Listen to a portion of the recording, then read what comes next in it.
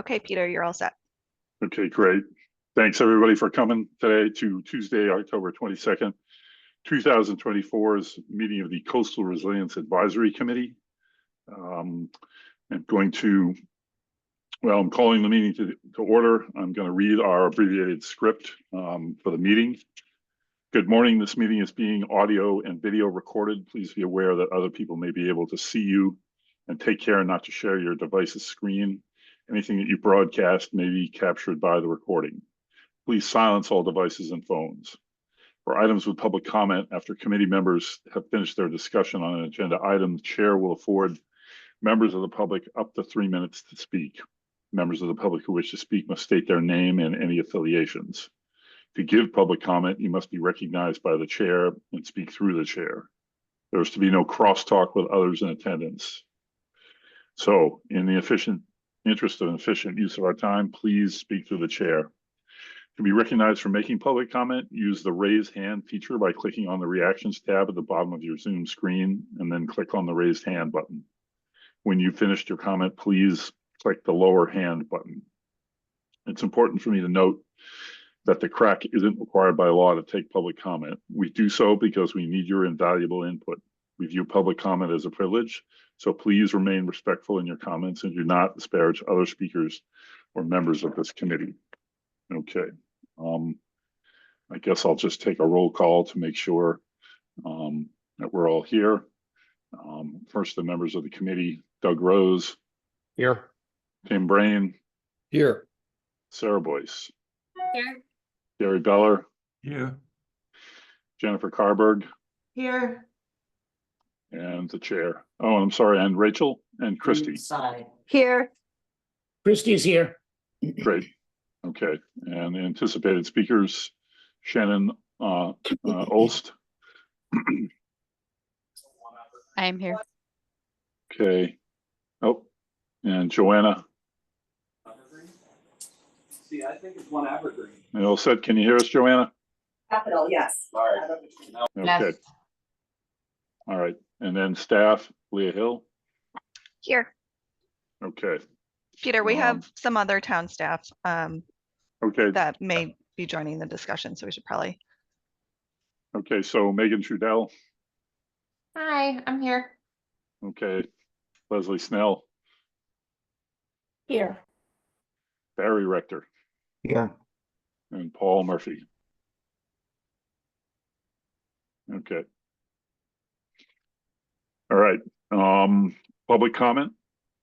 Responses to Jerry Connick's public comments from December 25th, 2024, and October 4th, 2024. Am I reading these, Leah? I don't think you have to. They're in the packet and they were emailed to him as well. Okay. Also, public comment. This is public comment for any issues that people have that are not covered in this agenda. So if there's anyone who has a comment, let me know. Peter, I raised my hand. Yes, I see you, Deanne. What do you have to say? You've got 3 minutes. Thank you, Peter. Just 2 quick follows up. Good morning, members of CRAC and guests. I wanted to follow up to a written public comment that I submitted as an individual, and it was in your packet for the previous meeting at the end of a very voluminous number of papers. And I wanted to make sure that you saw it. And that was a suggestion that in the scope of services for a strategic retreat and relocation plan, you include a provision to explore and develop strategies to incentivize strategic retreat and relocation. I think that that's just a very important thing to consider. And I have shared this with Jeff and Vince and Leah. So hopefully they will take that under consideration. I looked up in the Coastal Resilience Plan exactly what a strategic retreat and relocation plan was. And it seemed to focus in on risk communication and outreach and education.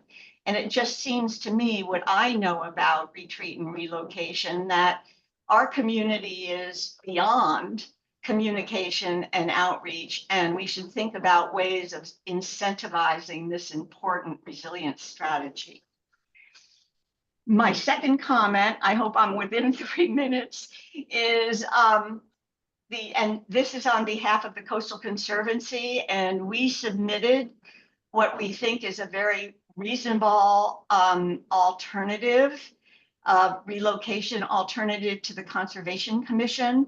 And we asked Leah to please share copies of this submission with all of you. And we hope that you will take the time to read it and think about it. And it is essentially a relocation strategy that would involve relocating at-risk structures into the town-owned road layout of Baxter Road. It has been already demonstrated to be effective by 2 property owners, and we think it's an ideal solution to the issues on Baxter Road. So that's it. Thank you. Right. Thank you, Deanne. You're Okay. welcome, Pete. All right, approval of the minutes, September 10, 2024, and September 24, 2024. I'll make a motion to approve. Second. Okay, great. Motion and a second. Roll call vote. Doug Rose, Aye. Tim Brain. You there, Tim? Sorry, yes, aye. Okay, Sarah Boyce. Abstain for the September 10th and I for the other one. Okay, Gary Beller, Aye. Jen Carberg, Aye. Joanna Roach, Aye. Christy Kickham, Aye. Rachel Friedman. Aye. Chair votes aye. Okay.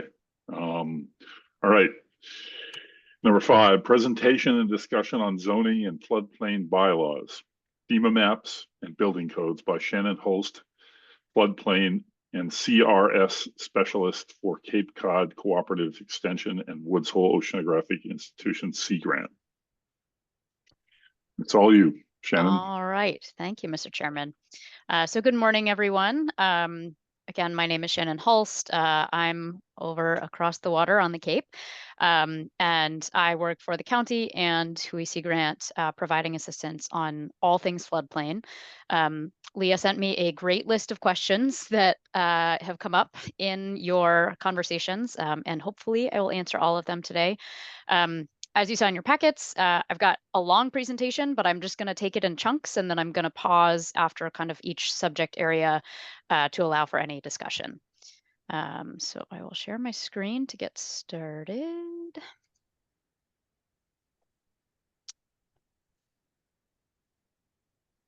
All right, Leah, I'm going to ask you again. Are you seeing the correct view? Yes, seeing the Okay, correct great. one. Thank you. All right. Okay. So here's an overview of what I'll go over today. So I'm going to start with talking about flood maps. Then I'll talk about current floodplain regulations for both building and zoning. And then new state floodplain regulations with a discussion of the mandatory floodplain bylaw from 2020 and the pending DEP land subject coastal storm flowage regulations, and then talk about the Cape Cod Coastal Resiliency bylaws that my office recently completed with the Cape Cod Commission and other partners, and then tie up with a discussion of the bylaw ideas from your committee. So that is a lot to go over. So I am also going to be kind of keeping an eye on time. I know how much we have to go over, so but I do want to make sure that there's room for discussion. So starting with flood maps. So what are they? Flood insurance rate maps. Flood insurance rate maps are from FEMA. They're the Federal Emergency Management Agency's way of delineating flood risk. Until 2022, they were used to set flood insurance rates, which is why they're called flood insurance rate maps. And now it's just such an ingrained thing. They're probably not going to change the name, but they're just the flood maps from FEMA. So they delineate that regulatory floodplain for the National Flood Insurance Program, federal regulations. A lot of folks don't know that at the federal level, all of our floodplain regulations come from the National Flood Insurance Program.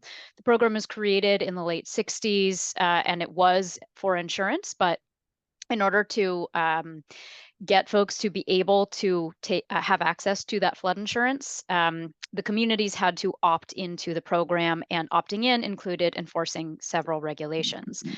We've incorporated a lot of those regulations into our building code and locally, and we're going to talk about those more as we go through the codes, but that's where it comes from. So they're all tied into these flood maps from FEMA.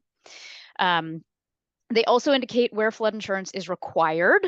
If a property is located in a floodplain, or even 1 square inch of it touches a floodplain, then it's considered to be in. And if they have a federally backed mortgage, then they are required to carry flood insurance.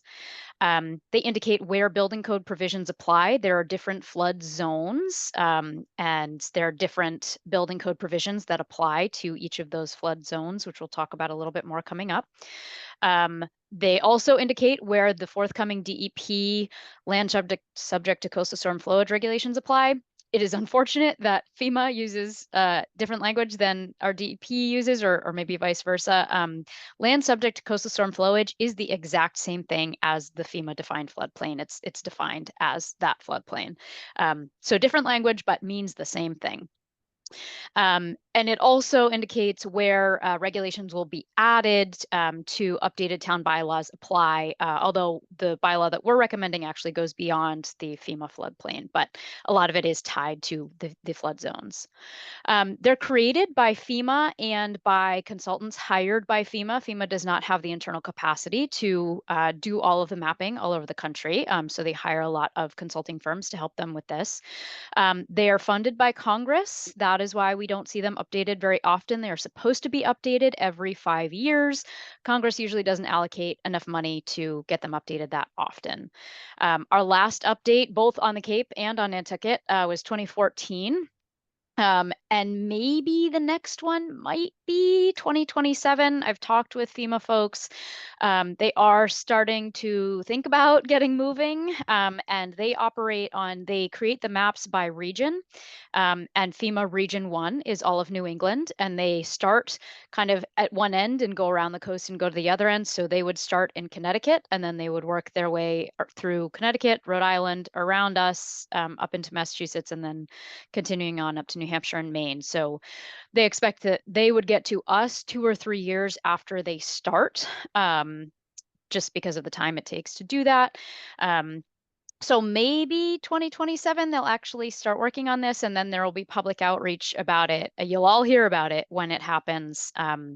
But there are no immediate pending FEMA updates, but there is at least talk about moving on that. So how are these flood maps made? So there are, or what do they entail? So there are 1% and 0.2% annual chance floodplains. What does that mean? Well, it's probability, and we would have to spend the whole 2 hours on explaining exactly what that means. But basically, the 1% chance is where there's 1% chance of a flood occurring of that magnitude in any given year. And over the course of a 30-year mortgage, that increases to 26%. So that helps you kind of understand what we're dealing with probabilities. 1% does not sound like very much. 26% over 30 years sounds a bit higher. In contrast, and that's in this country, that's what we have decided is reasonable to regulate to, that 1%. In contrast, the Netherlands, often people ask about, well, the Netherlands is so far ahead of us. What are they doing? They regulate to the 0.00001. Percent chance flood, because their risk is so extremely high. So 1% doesn't seem quite as bad when compared to that. The 0.2% is also shown on the flood maps. That's in the orange area that you can kind of see in the background of the slide here.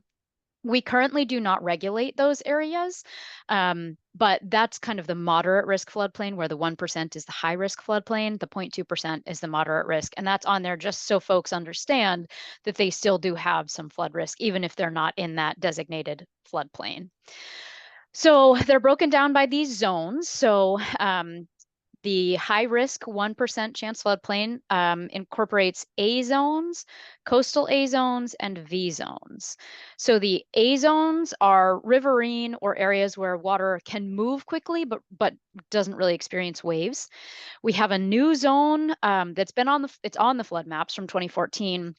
But just now, the building code is going to start regulating to it.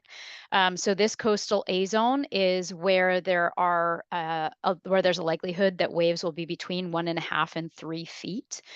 So they're directly landward of V zones typically, and the V zones are the velocity zones, or where waves are anticipated to be 3 feet or higher.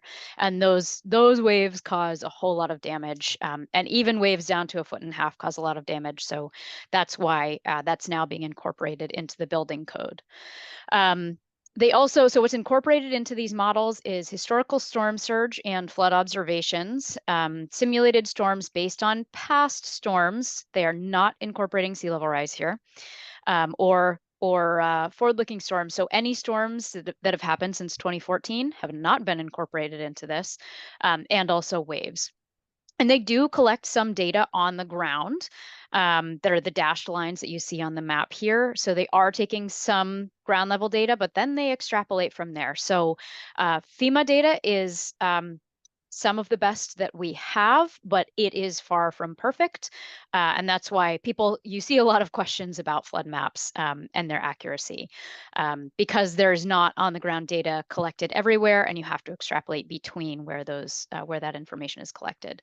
I'm going to pause here and see if there are any questions about flood maps. Mr. Chairman, would you like to call on folks? Do you want me to do that?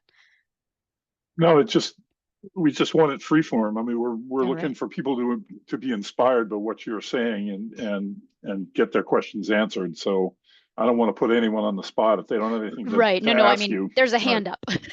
Yes, of course. Go ahead, Doug. Of course, Doug has his hand up. He always has his hand up. No, that's not what I was saying. No, I'm kidding. Okay. Shannon, this is great so far. And by the way, as a point of order, back to you, Peter, I'm really glad that you scheduled this presentation without a lot of other competing topics, because I really think this is the kind of thing we need to dig into. So well done on the agenda. I think this is great. I'm really excited.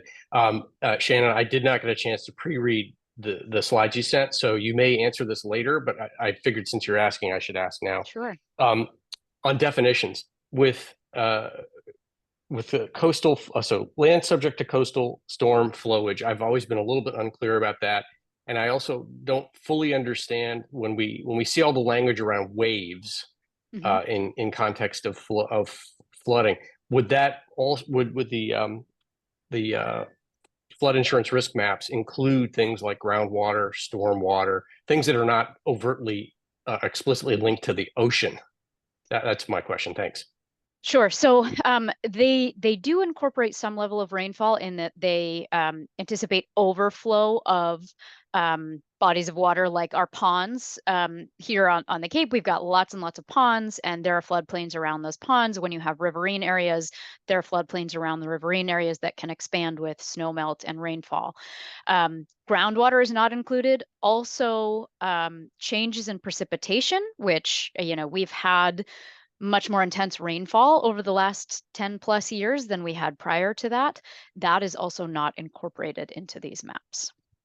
So there is some limitation. Good Thank question. I had a question. Mm-hmm. So along our South Shore, as a result of the last glacier, the Laurentide ice sheet, which we are a product of, basically, we have long, skinny ponds, which used to be main water courses of melting glacier flowing out to the edge of the continental shelf. Now they're dammed up, but they all have a very narrow beach in front of them. Some of them less than 100 feet. Would that qualify? Because those are what we call storm pathways, and eventually ocean could rise up and go through those pathways and maybe segment the island. So I'm wondering if you guys consider that as part of this. So, right, it's great that you have storm tide pathways. We have that as well. That data is more forward-looking than FEMA maps. So the FEMA maps I should have pulled it up in front of me, but I don't have it pulled up in front of me right now. I don't know if they have that as floodplain, but they're not going to take into account whether or not those are going to break, because you can have a breach there.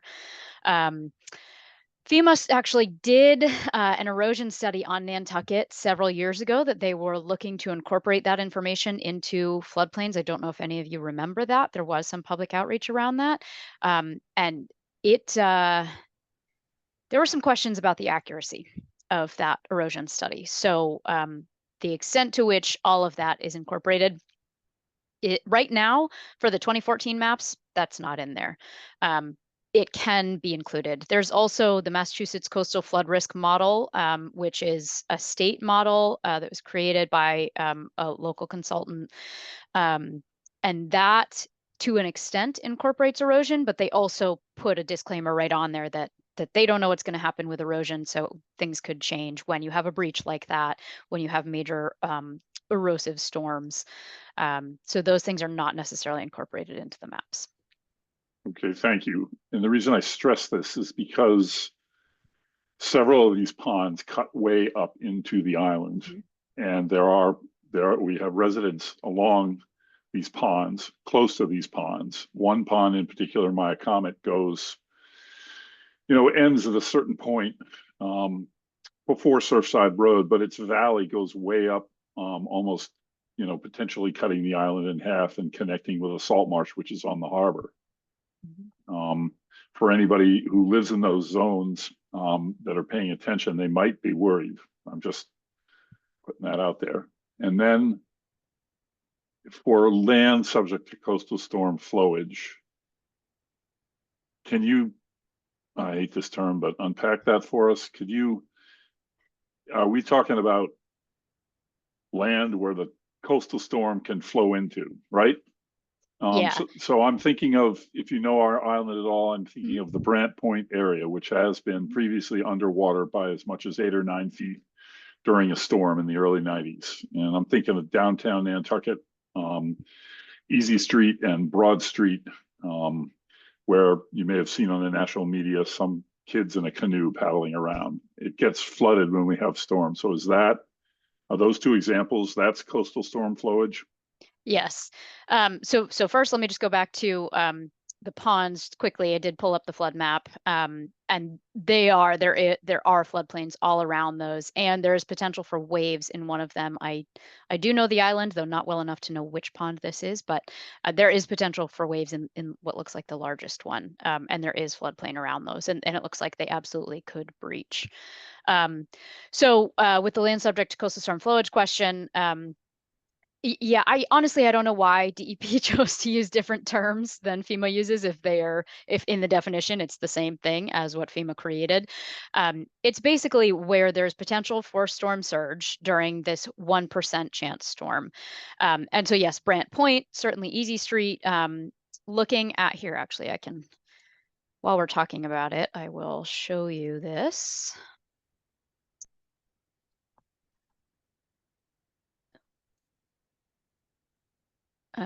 Can you see the flood map? Yes. Yes. Okay. So this is the blue area. That is the floodplain defined by FEMA, which is the same thing as land subject to coastal storm flowage. Same exact thing. Land subject to coastal storm flowage is defined as the FEMA floodplain.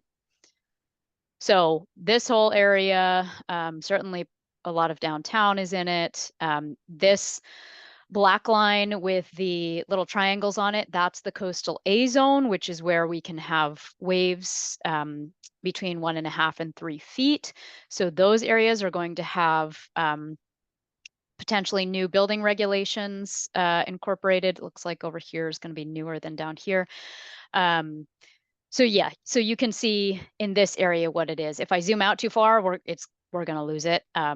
But I would say this is certainly the most significant area on the island. But there is more floodplain, of course, all around the coast. And you can see here, this is the pond where there's potential for wave action in here. You've got some more floodplain over here. Where we wait for FEMA to load. Sconset's so steep that thankfully this part is not in the floodplain, but of course we have an erosion challenge out there. So that could change things. And also, again, this is looking backwards at historic storms. This does not take sea level rise into account. Sea level rise exacerbates both high tide flooding that you see all the time, storm surge flooding, and erosion. So that will cause changes, which is why we're all here. All right, I will stop sharing that. Any other questions on the flood maps before we get into regulations? All right. Okay. All right, we will go back to presentation. All right. Why is my advancer not working? All right, so we'll talk about current floodplain regulations now. So we're going to start with building codes. I'm not going into every single detail of the building code. Paul, glad to see you here. Some of this is brand new for Paul. Some of this is what Paul has been dealing with for a long time. Basically, building codes dictate how a building is constructed. Our building code dictates materials and minimum elevations. So basically the allowed use of the lowest floor below that flood elevation is only storage, building access, and parking. That's a huge one.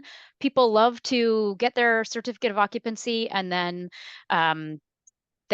say, okay, bye-bye building inspector, I'm going to finish this space now. And then this is what I hear frequently, is they put their in-laws in there, and then their in-laws, whether or not they know that that's a high-risk area. But unfortunately, what often happens is storm surge comes in so quickly, they just can't get out fast enough. And we really haven't seen a storm of that magnitude in recent memory, but we absolutely can experience it. So that's why those are the only allowed uses in that space below that expected level of flooding, and all materials below that expected level of flooding have to be water resistant so that you're not constantly replacing moldy stuff. In A zones, so again, one of the FEMA defined flood zones, you can have solid wall foundations. They have to have flood vents, which allow the floodwaters to enter the space underneath the structure, because that equalizes the pressure. If you have, you all know how much pressure water can have, how heavy water can have. If you are in the ocean and you get hit by a wave and you get knocked over, water is really powerful. And it's really heavy. So even if it's not moving, the weight of water around a hollow space, like a basement or a crawl space, can actually crack that foundation, and then the whole structure becomes non-viable and has to be torn down. So that's why we have flood vents that allow the water to enter that space so that it equalizes the pressure. So yes, you're going to have to get some water out of that space after the flood, but it means that your house is still going to be there after the flood. And all utilities have to be elevated to design flood elevations, and there has to be a 2-foot freeboard. So I'm going to take a step back for a second. One, these building codes apply to anything that is newly constructed, substantially improved, which means 50% or more of the market value of just the structure, not the land, the structure alone, goes into that. And we can do a whole day on trainings for that. There are a lot of things that go into that. And if a structure is substantially damaged. So if a structure is substantially damaged, that's kind of the same definition. If it takes 50% or more of the market value to restore that building to its pre-damage condition, then it has to come up to these codes. And that damage can be from any source. It can be a fire, it can be a flood, it could be an earthquake. I've even seen it where it was a car drove into the side of the building and it ended up substantially damaged. So it doesn't matter the cause, but if something is substantially damaged, then it has to be brought up to code. And there was a loophole in a previous building edition of the building code related to utilities. All utilities do have to be elevated. Design flood elevation means we take the number on the map that's the base flood elevation, which is basically the level that FEMA expects flooding to expects the height that we expect to see. But because FEMA looks backwards, we know that that is not very accurate. So the state has decided to be more forward-looking and incorporate what's called freeboard and go above that base flood elevation, that expected level of flooding. And just became effective October 11th with concurrency through January. But come January, everything is going to have to comply with these new building codes, which means 2 feet of freeboard, so above FEMA's expected flood levels for those A zones. Moving on to the coastal A zones, I have that. This is brand new. We have never had this in our building code before. So any area where the coastal A zone does not, sometimes the coastal A zone just runs along the line between the A zone and V zone, so it won't actually make a difference because it's just based on how things were mapped. But it looked like there was an area on the northern side of the island there, and we just looked that the coastal A zone is inland of the V zone, and that means that V zone regulations are going to have to apply in that area. So some folks will be affected by that. So what that means with our V zone standards and our coastal A zone standards, you can only build on pilings, no solid wall foundations. You also have to elevate the utilities. You can have no structural fill. Sometimes people just want to bring in fill to elevate the land out of the floodplain. You cannot do that in the V zone. And whether you should do that in the A zone is a little up for discussion. There are limited enclosures allowed below base flood elevation. So you can enclose the space, but you have to have walls that are designed to break away. I don't particularly like those because that means they become the battering ram for the neighbor next door.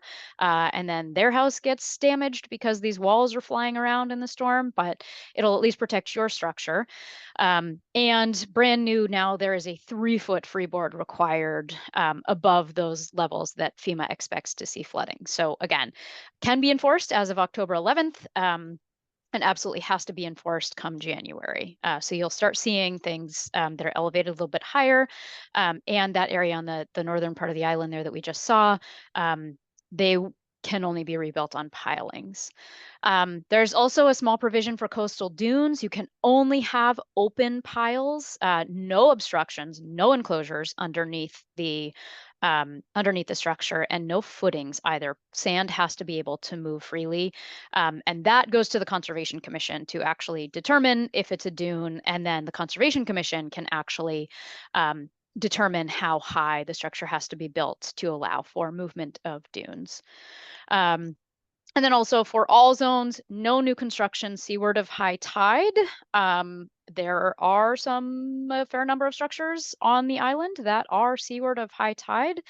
So nothing new. And if they get substantially damaged or substantially improved, that's where we might want to start looking at historic, or, we have to think about if that's the safest place for those structures to persist. I know that is a hard thing for everyone to deal with. That's part of Nantucket's culture, but that's something that will have to be addressed. And there are limited exceptions for historic structures. We could also spend a whole lot of time on historic structures. Some of you have heard me talk about historic structures before.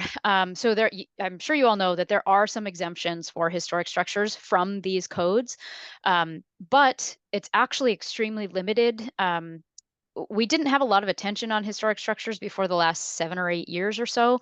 But in that time, I've worked with the Cape Cod Commission's historic preservation specialist, and we've done a deep dive into this. And the building code does exempt historic structures from having to meet these, but there's a piece of federal regulation that was missed. And that piece of federal regulation basically says that historic structures can only be exempt to the extent that any mitigation, flood mitigation, would preclude their historic designation. So basically, if they are whatever makes them historic, and they have to meet a certain definition. So what allows them to meet that definition? If it's the windows, if it's the placement of the front door, if it's the roof line, basically, unless it's the foundation, it has to come up to code. So it has to be elevated. the Historic Commission can give some inputs. It's a little bit squishy what actually qualifies as those historic characteristics. If it's on the National Register, it's written in there. But Nantucket, you folks created a certified local government, which means that you have the ability to designate historic structures on your own now. So you have to determine what makes that structure qualify as historic, and therefore what can or cannot be exempt from those historic, from the flood building code requirements. Okay, I am going to pause shortly in case there are questions on that, but I just want to get in one other piece of current floodplain regulations that are typically in zoning, and they are in zoning for you on Nantucket. So zoning is a catch-all for all National Flood Insurance Program regulations that didn't fit into the building code or into wetlands regulations. Again, most things are in building, a couple things are in wetlands. A note to our planners here, some of these things actually fit better in the general bylaws, but typically there are discussions in towns of, yes, but then people have to look in multiple places for the floodplain regulations, and that's confusing. So it's up to you folks and the planners to figure out exactly where these go. But right now they're in zoning. They lay out how the town's floodplain program will be administered. There are really limited additional regulations that we'll get to when we talk about the state model bylaw. So there was a state model bylaw released in 2020, and we are now working on, I'm part of the team that is updating that. We're working on a 2025 update, and we're going to talk about that in just a minute. But I want to pause here in case there are any questions on these. Before I get to Gary, I have two quick questions before they leave my brain. I'm wondering about, how the height limit can be impacted. We have a 30-foot height limit, which has exceptions on the island. And I'm thinking about that structure. I don't know if you're not familiar with it, Shannon, that's recently gone up at Harborview Place. You can see it, you can look right through the foundation. It's right near where Mariah Mitchell's aquarium was moved from. And it looks like it's taller than 30 feet, but I don't know. I'm just wondering what if we're gonna stand in place to avoid coastal storm flowage and sea level rise and raise our buildings up, then what does that do to our height limit? And then the other question was, from your first slide, no new construction beyond the high tide mark. I'm wondering if, how do I say this? Would that mean, so if you have an empty lot, would that mean no new construction on that empty lot? And or does that mean after a storm destroys a house that's in that location, then you would prohibit the owner from rebuilding in that spot? Is that? Both. So if there is no new construction allowed seaward of high tide. Okay. And if a structure is damaged or substantially improved, then technically it should not be rebuilt seaward of high tide. But that's where you can do since you have the certified local government, and a lot of those structures may fall into the historic category, you could use that if you choose to maintain the character of the island by keeping those. I think that's a discussion for your building and zoning folks to have, and this committee to have, about how you want to handle those, because there is a reason that there's no building allowed seaward of high tide. So then your first question about height restrictions. So some towns choose to measure the height restriction from the base flood elevation or the design flood elevation, so that you can still have the full height of the structure. That is, again, a discussion for you all to have within town. Some people hate that because it does mean everything gets higher. But another thing that can happen if you don't do that is that this happened in Chatham. People didn't want to reduce the square footage that they wanted. So they started having these kind of flattened, longer, wider structures that did not conform to the community character and covered more area underneath them. So that can be what happened if you don't increase the height restriction. So we do recommend in our resilience bylaws to measure the height restriction from the design flood elevation. But that is town by town for you to choose how to do it. Awesome. Thank you, Shannon. Gary, go ahead. Thanks, Peter. Shannon, this is very interesting. Being a Brand Point homeowner, living in the flood zone and having built a home a few years ago across the street from my daughter's family, where we had to first floor had to be 8 feet above, sea level, and we allowed no mechanicals under the house. So all the mechanicals are on the first floor in the back. Mhm. We had to build rooms in the back of the house. Are you saying now that it looks like with this freeboard that now if we did the same thing, they would have to be 10 feet up in the air, 10 feet? It depends what Level? zone you're in. And there was already a freeboard. So if you're in the A zone, there was already a 1 foot freeboard. So it would just go up by 1 foot. So A zone had 1 foot, V zone had 2 feet. And so now A zone is going to 2 and V zone is going to 3. So it would be just 1 more foot. Yeah. Or if that became effective, actually maybe 6 years ago. So now I'm forgetting when you said you built, but 3 or 4 years ago, yeah. okay, 3 or 4, yeah, okay. So you would have to go up 1 more foot. And let me ask you, the other question is, are these laws now in effect? Do they affect Nantucket? Because we've been talking about how difficult it is and complex it is to upgrade the Nantucket laws. We have to go to the annual town meeting, which is a crazy thing anyway, out of control these days. But are these laws now in effect so that we don't have to do anything in Nantucket? These are automatically in This effect is right now. yes, this That's is state great. level regulation. You Great. just have to do it. Yep. And Thank there you. is some of them. So the building code was just updated October 11th. It could be enforced, but Paul doesn't have to enforce it until January. But come January, these all will be fully in effect. Thank you. Sure. Thanks, Gary. Go ahead, Tim. Yeah, quick clarification. Does freeboard refer to the height of the utilities or the height of the lowest floor of the house?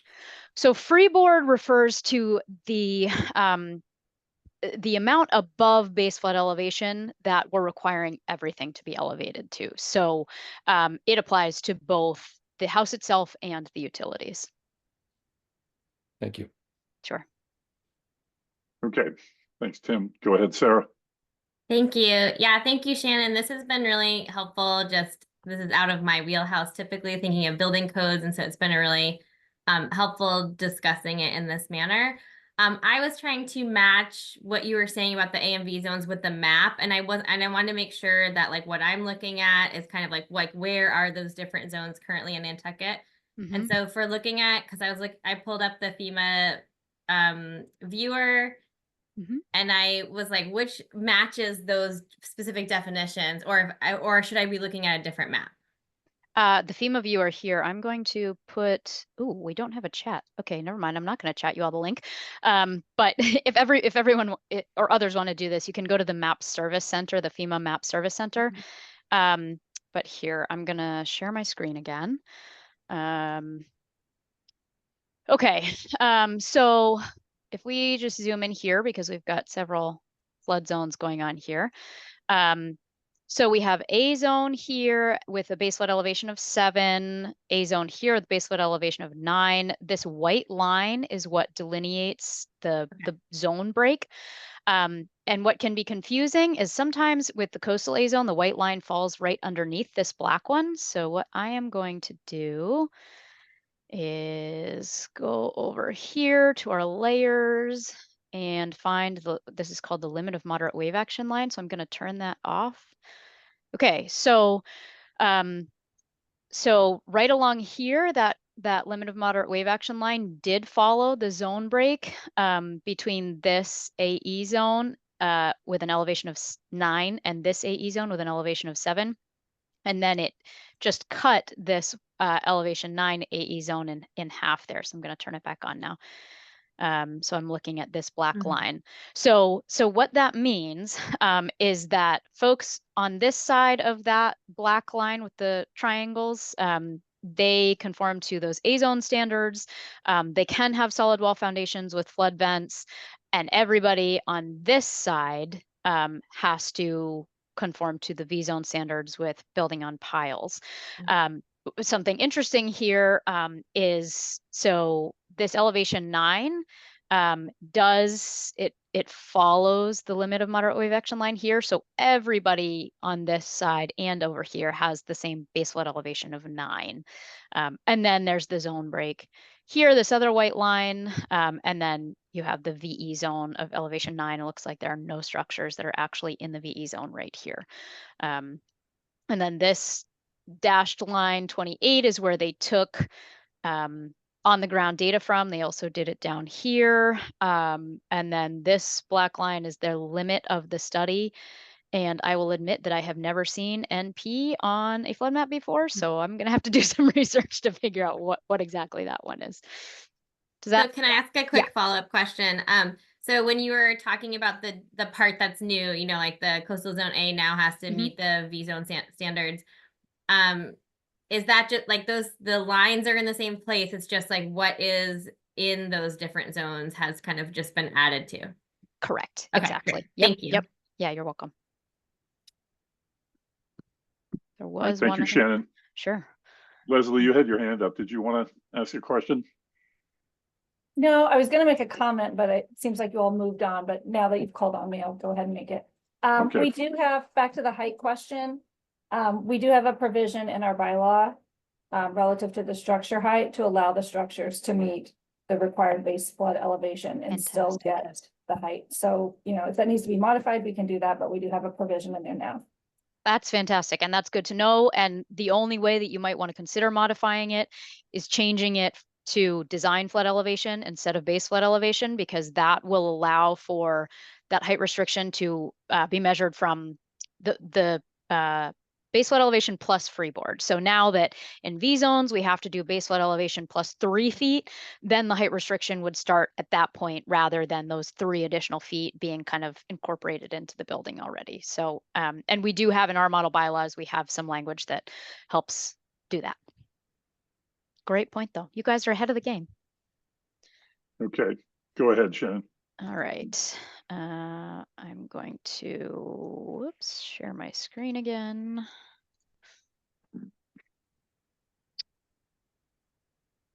Where did it go? There we go. Oops. Are you seeing the wrong view there? Yep, seeing the wrong one. Wrong view. All right, I'm gonna. Okay, now are you seeing the right one? Whoops. Is this the right view now? No. No. This is the. Well, what did I do here? Okay, then. We're gonna try again. All right. I will do this. Okay, how about now? Yes. Got it. Okay, great. All right. Okay, so now we're going to talk about the new state level floodplain regulations that have not gone into effect yet, or are waiting for you to go into effect. So there is a 2020 state model floodplain bylaw. Why did this happen? We've had model floodplain bylaws before. Why was a new one? Why didn't a new one happen in 2020? Basically, every so often, DCR, Department of Conservation and Recreation, which is responsible for our floodplain program, working with me, we kind of realized that a lot of our towns did not meet National Flood Insurance Program bare minimums. So FEMA also kept noticing this. So we created a new model bylaw that incorporated everything that we were supposed to have in our local bylaws since the towns joined the National Flood Insurance Program. And I unfortunately don't have Nantucket's number off the top of my head, but I can get that. On the Cape, it's usually between 1973 and 1985 is the year when we were supposed to be enforcing all of these regulations.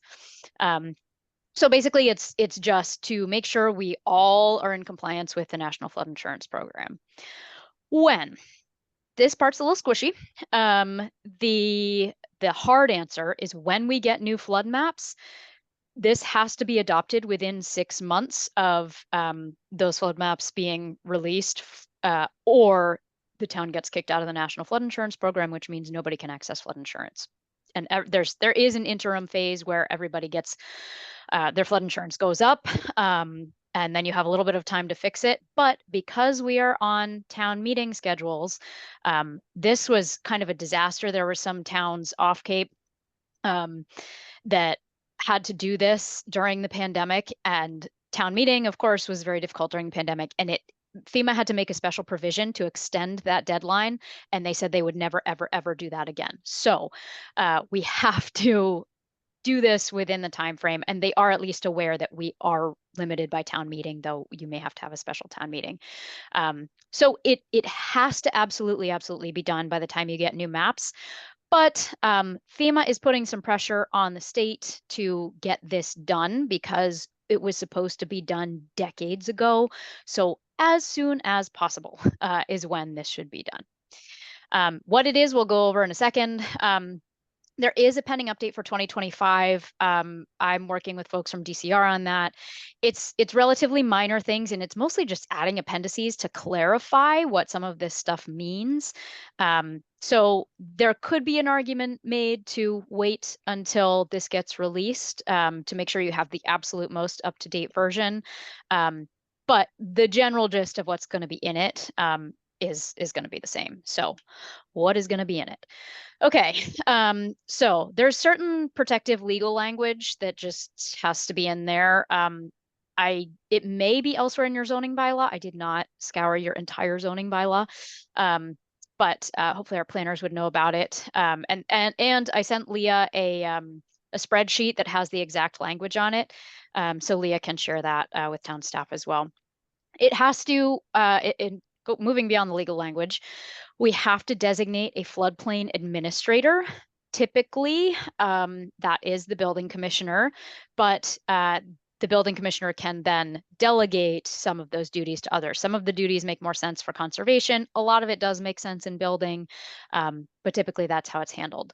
There are requirements to submit new technical data. If you have data that's better than FEMA's, FEMA wants it, and you actually are legally required to send it to FEMA. There are variances to the National Flood Insurance Program, and this is one of those things that doesn't make a ton of sense in zoning because they have to be specific variances that don't really fit the zoning variance requirements, but they have to be incorporated somewhere, and most towns put them in zoning because that's where everything else is. There have to be floodplain permits. Permits can be a separate permit for the floodplain. What most towns do is, because land subject to coastal storm flowage is within the jurisdiction of the conservation commissions. Conservation commissions are still looking at everything in the floodplain. There are currently no regulations, but they're coming. So most towns just say, well, that works as a floodplain permit because they look at it anyway. You can decide if you have some additional regulations that you want to put into a permit or other things you want to look at, you can create a separate floodplain permit. The towns of Sandwich and Bourne are looking at doing that. Unnumbered A zones, sometimes these come up on flood maps, just how you handle them. AO and AH zones are different types of flood zones that AO you might have. They are basically, if you have a seawall, water can get trapped behind it. And that creates a different type of flooding. AH is really not something that we're going to see here in New England. But there are things that just in case we get them in the future, they want us to have in the zone. Recreational vehicles. Does Nantucket allow RVs at all? No. Yeah. Okay. Well, then this is going to be super easy. Great. Well, wait. You know, recreational vehicles, yes, there are some parked on people's properties. Okay. But we don't have a campground. Yep. We don't allow parking. We don't have an RV park. We don't have anything like that. Yep. That's what I figured. Okay.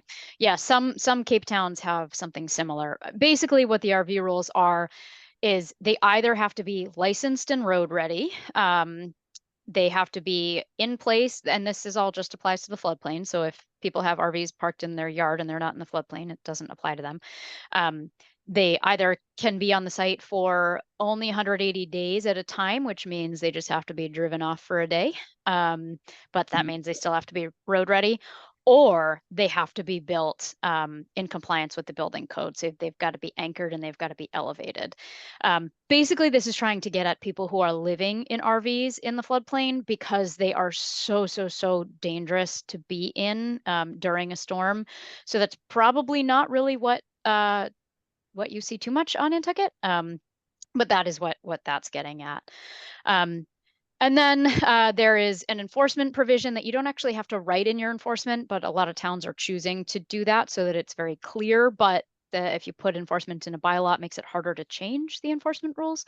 But you have to be able to, when FEMA comes to talk to you to do an audit, basically, which they do every so often, you have to be able to talk to them about what your enforcement procedures are. And then there are a whole bunch of definitions as well. And again, Leah has now the language for all of this, and it does need to be adopted somewhat soon. Maybe Leah and I can talk more about whether it makes sense to do it, at Springtown meeting or wait until fall, maybe to see what comes out of the 2025 update. Or another potential reason for putting it off is if you do want to adopt higher standards, you can kind of do it all at the same time. The trick with that is that these have to be adopted. So most towns are choosing to separate their higher standards from this because it's really easy to go to town meeting and say, we have to do this in order to keep access to flood insurance in town, versus the higher standards are not mandatory. So that's a discussion to have. So that's coming in the zoning general side. And then what's coming, sorry, this is very small, from DEP with land subject to coastal storm flowage. So conservation commissions have jurisdiction over land subject to coastal storm flowage, but they have no regulations or performance standards right now. So DEP is trying to change that. So in general, what they're proposing, right, they haven't come out yet. There is no date on when they will come out. A version came out for public comment. They received public comment. They're in the process of incorporating that public comment into the regulations. But what they released for public comment is what's here. So in general, again, the boundaries of the land subject to coastal storm flowage follow that 1% flood risk FEMA map. And it also encourages looking at the best available flood data, which right now is the Massachusetts Coastal Flood Risk Model, for future years. So actually looking at potentially regulating beyond the existing floodplain into areas that are likely to become floodplain in the future with sea level rise. Throughout the floodplain, or LSCSF, as folks in that world call it, you can't have floodwaters that are redirected, channelized, or exacerbated by any development. You have to preserve vegetative cover and the ability to store floodwaters and enable salt marsh and coastal dune migration within any area in the floodplain that you're looking to pursue development. In the V zone, this has already been superseded by the building code, so they're going to have to fix that. But one, no new buildings in the V zone because it is the highest hazard area. And existing buildings have to be elevated, they said 2 feet above base flood elevation, but now the building code already says 3 feet. So that will change. And we have some language. The Massachusetts Coastal Flood Risk Model actually has an elevation built in, and you don't have to add freeboard onto it. It already incorporates sea level rise. So in our version, which I'll talk more about coming up, we propose using the Massachusetts Coastal Flood Risk Model design flood elevation because you don't have to play this freeboard game with base flood elevation. But back to the DEP proposed regulations, and also in the A zone, again, language is different. They call the A zone the moderate wave action zone. In those areas, you have to elevate buildings to 2 feet above the current base flood elevation. Sorry, that's in the coastal A zone. But again, already superseded by the Mass Building Code for coastal A zones, and in regular A zones, that's already incorporated now.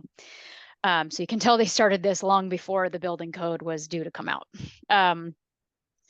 In redevelopment areas, in V zones, you can reconstruct on elevated piles if something is substantially damaged, or you have a substantial improvement. So that's the same thing as the building code. In that moderate wave action zone or A zones, you can't have something that's more seaward than previous development. So that's different. That's not in the building code. That's not anywhere in current zoning codes. That doesn't have to do with high tide. It just means that you can't move anything closer to the water and you can't expand closer to the water. And then you have to improve current conditions. So you would have to, for example, have less impervious surface and more vegetation. And you can't increase the footprint of a building in these redevelopment areas that they have kind of defined, but not fully. And that was one of the big public comments is, how do we figure out what these redevelopment areas are? How do we figure out where to apply this? We need a better definition of this. So I'm going to pause here before I move on to our proposed resiliency bylaws that go even beyond this, and see if there are any questions on the proposed state stuff and the model bylaw. I've got 2 questions before we go to Leah. When you said cannot redirect floodwaters, it had been tossed around a bit that, would there be a way for us to accept floodwaters coming into an area, contain it until the storm subsided, and then let it drain back out, like similar to things that they do over in Holland? Yep. Is that something that would be prohibited, or are you just talking about development in an area that would restrict floodwaters? So the intention of that, and I think that the language allows for what you're talking about.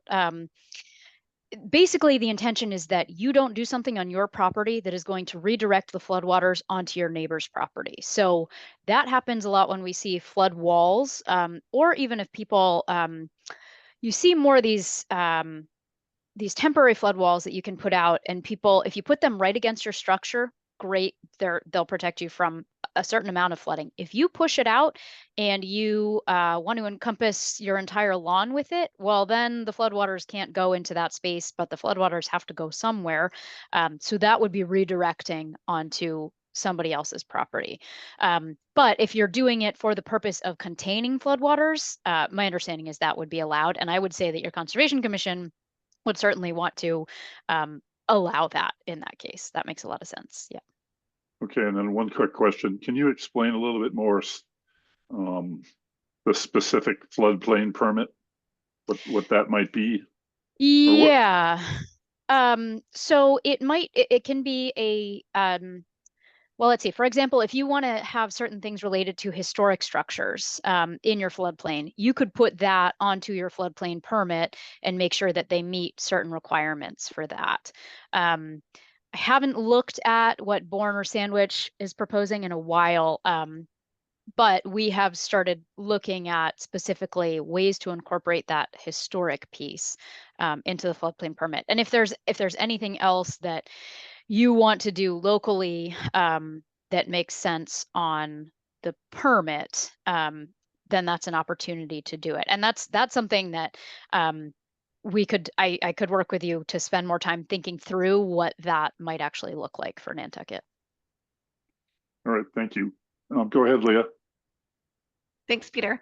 Thanks, Shannon. I just had a question about the technical data that you said under the model bylaw.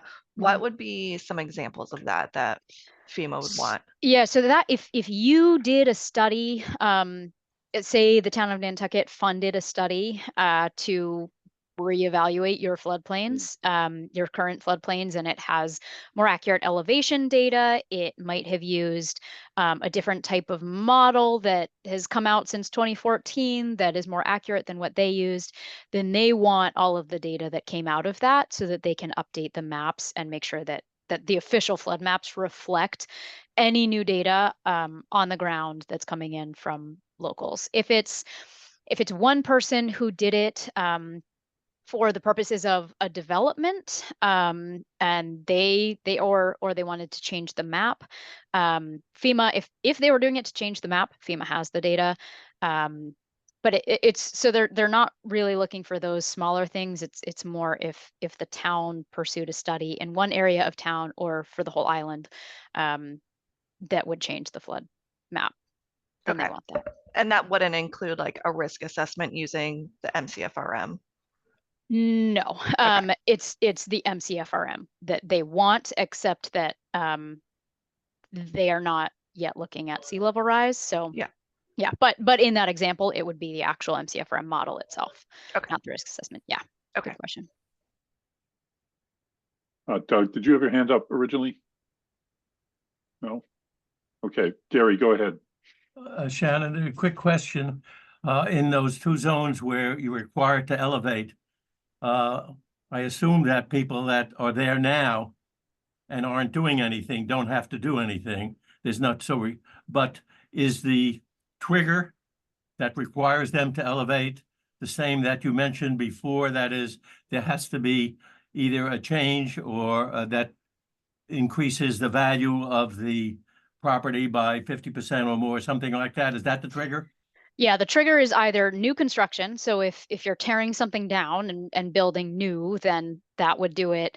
Or that substantial improvement if you put 50% or more of the market value of just the structure into work on the structure, or if it's substantially damaged and it would take 50% or more of the market value of the structure, then to repair it to the pre-damage condition, then it all has to be brought up to code. But right, all of this is only triggered by that. It's not a blanket, okay, this goes into effect now, everybody has to go elevate their houses. That is not what this is. Thank you. Sure. Thanks, Gary, and thank you, Shannon. Go ahead, Leah. Sorry, one more question.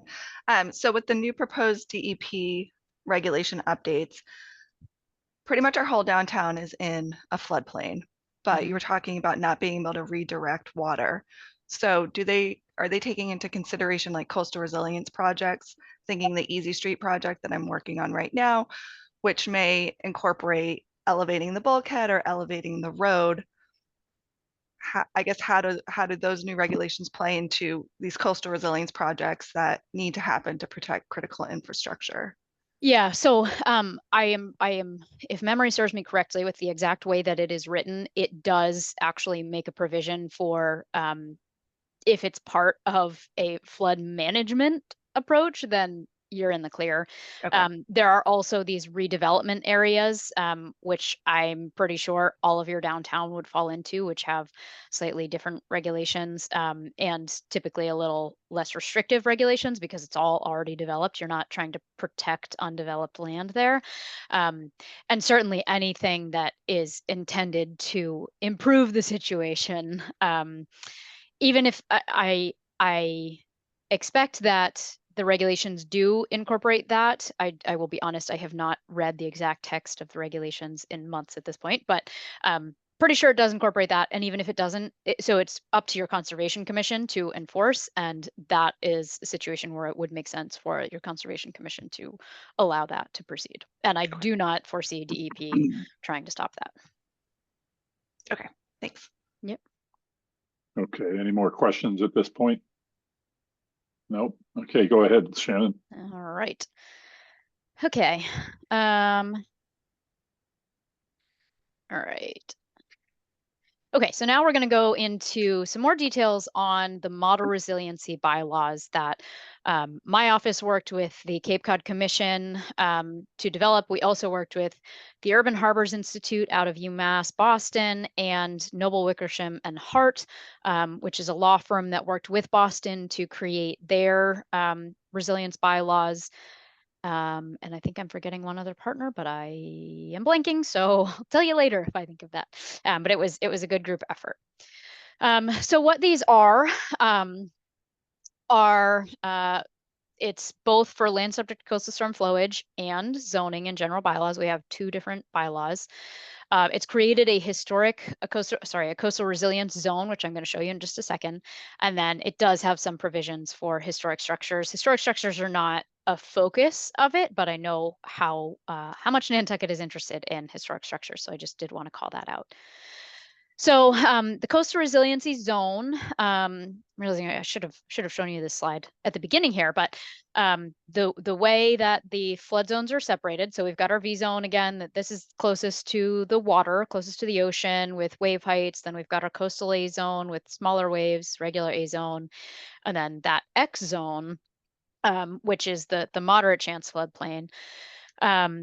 But what this does is creates this new zone that kind of cuts into the X zone. And this is the new part of the coastal resiliency zone. And the coastal resiliency zone incorporates everything from including all of FEMA's floodplains, plus this extra coastal resilience zone that goes into the X zone, and it is based on the latest data on sea level rise and what we can expect. It incorporates, you can look at sea level rise for 2050 or 2070. I think you can also do it for 2030, but at this point, that seems a little short-sighted. So 2050 and 2070 is what we're recommending towns look at. 2070 is really what we're recommending, but you can get that data out of the Massachusetts Coastal Flood Risk Model. I will say that we worked with Woods Hole Group, which is the consultant who put it together, and we created maps for the Cape because the data wasn't really usable the way it was available through the state. And I'm happy to work with staff to figure out how to do that for Nantucket. It was not that difficult. It had to be converted a little bit. But I recommend doing that if you do adopt this coastal resilience zone with the Massachusetts Coastal Flood Risk Model, because it will make everybody's lives easier if you do it that way. Oops. All right, so there's the coastal resilience zone that I was showing. So the way that this looks on the ground, so we have a FEMA floodplain here. This is a little bit hard to see, but basically these dark green areas are the coastal resilience zone where it exceeds the FEMA floodplain. This is just one example. And you can see structures that are in red are going to be in the 1% chance floodplain by 2070. Orange by 2050, yellow by 2030. So you can just kind of see how more structures are incorporated compared to the black ones that are currently in the FEMA flood zone. So that's what this is not on Nantucket. I think this is from Sandwich actually. But that gives you an idea of how the Massachusetts Coastal Flood Risk Model incorporates sea level rise and goes a little beyond the current floodplain. And in order to do that, you have to update your bylaw to give the Conservation Commission jurisdiction beyond the current land subject to coastal storm flowage. So you can do that, or you can just look at these regulations that we also have for the existing land subject to coastal storm flowage. Okay, so we're going to look at the land subject to coastal storm flowage bylaw and regulations right now that we put together, and then we'll look at zoning afterwards. So that's why we're using the LSCSF, land subject to coastal storm flowage term here, which again is just the FEMA floodplain. So within these model regulations, it does include performance standards for work within that floodplain. We do recommend expanding that regulatory jurisdiction to the area that incorporates sea level rise with that best available data, which is currently the Massachusetts Coastal Flood Risk Model. So that would give you the potential to regulate new area that will be vulnerable in the future. It has some we spent a lot of time thinking through the best way to word all of this so that we don't get caught in any sticky legal situations in the future, and we are able to update the best available data and the model that we use. And then we also create a design flood elevation which is a term. So I was mentioning that earlier. It basically incorporates that freeboard concept so that you don't have to add any additional height on top of that to account for sea level rise. It already accounts for sea level rise. And you do have to choose if you want to do 2050, 2070. We don't have data in this model beyond 2070, so I recommend going with 2070. And this is intended to be added to existing bylaws that you already have jurisdiction over, your Conservation Commission already has jurisdiction over, but it does allow for adapting the new standards to local needs. All of this is kind of an a la carte, whatever you want, whatever you want to take from it. So within ours, we pulled a lot from what DEP put out there, but we also went a little bit beyond it, but you'll see some similarities here with what DEP recommend or is going to release. So you can't increase flood elevation or velocity, you can't increase flows or cause channelization. And one note about channelization, which Nantucket could be a bit susceptible to, when you have houses very close together, they're basically channels that are created between them. And if you have fast moving storm surge that's either coming in or going out, it can actually cause, the speed of that water can cause foundations to collapse. So if they're very close together and it causes a channel that allows the water to move really quickly. So that's what we're trying to avoid. That happened a lot during Hurricane Sandy in New Jersey and New York. And it was something I had never seen before. I didn't even know that was possible. But so that's something we're trying to avoid. We also recommend avoiding or mitigating adverse flooding effects on nearby properties. Again, trying not to increase flooding on other properties, ensuring that the water that comes in will be able to get back out. And again, preserving existing soils, vegetation, natural conditions, etc. Again, the way that it's laid out, so provisions that apply to the whole district, coastal A and V zones, A zones, and then coastal resilience zones. So basically we're going from the, so we do general and then we go from the highest risk down to the lowest risk. So if we start with V zones, the highest risk, these regulations prohibit new construction and expansion of buildings, sheds, garages, pools, septic systems, or other structures. Some of that was in DEP. We went a little beyond that.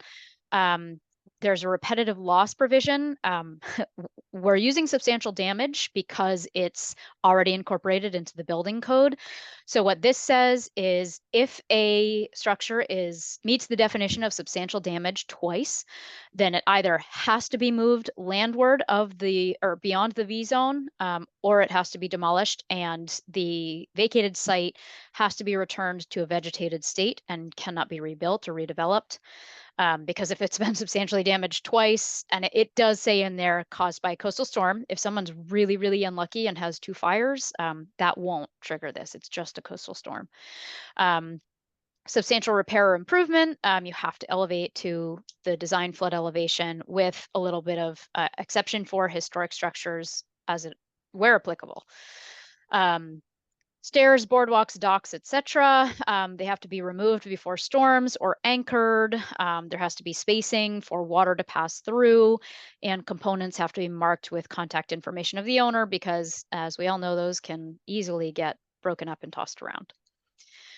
Within A zones, both the coastal A zone and the regular A zone, new construction and expansion of buildings is allowed, but has to be elevated to that design flood elevation. Substantial repair, similar to V zone, other things similar to V zones. Special transition areas are areas where coastal resources are expected to migrate. So wetlands in particular, if we see an area that's been identified as a place where we want them to be able to migrate, those have to follow certain conditions. So any development can't impede the predicted path of wetland migration. So they have to be elevated above. Fences, gates, sheds, all those things have to be installed with openings to allow water to pass underneath them and through them. And they can't be rebuilt if damaged by the migration of a wetland resource area. So we're really prioritizing those wetland migrations. Next is those redevelopment sites.